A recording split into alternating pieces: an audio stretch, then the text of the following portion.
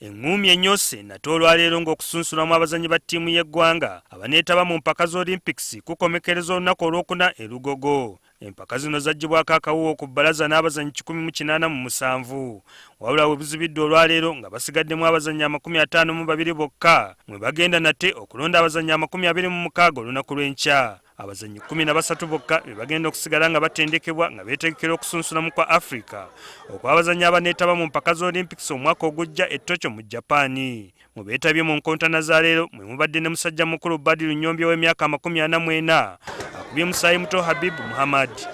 Ono atugabanyizza ku bukodyo bw'akozesezza okuwangula olulwana luno.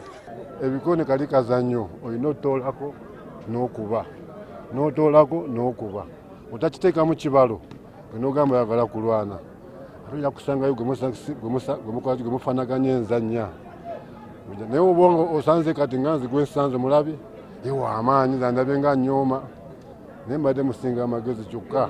Ku myaka 44 Nnyombi mwetegefu okukola ebyamulema okukola mu buvubuka akiikirira eggwanga mu mpaka z'Olympics. Omuzannyo gwange ate nakyegomba nnyo wali nasobola kuzamba mupiira era negondera nga ddala tuli bangi ate mbwamu abakola ki abamenya bannaabwe akanzire mu bikonde.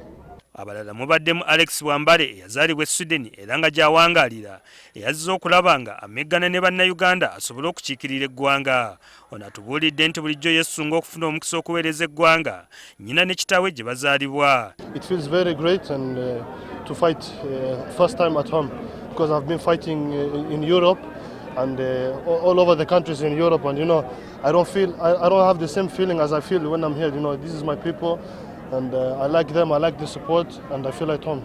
Ye President w'ekibiina ekifuga omuzannyo gw'ebikonde Moses Muhangi atubuulidde nti enteekateeka zigenze bulungi wakati mu bugubi. Buli mwana aweereddwa omukisa, abawanguddwa ne bawangulwa ate nga competition ebadde nnungi, ba judges bakoze bulungi, tetunafuneyo omuntu agamba nti ze banzibye, so kikulaga nti omuntu n'ogenda gukula.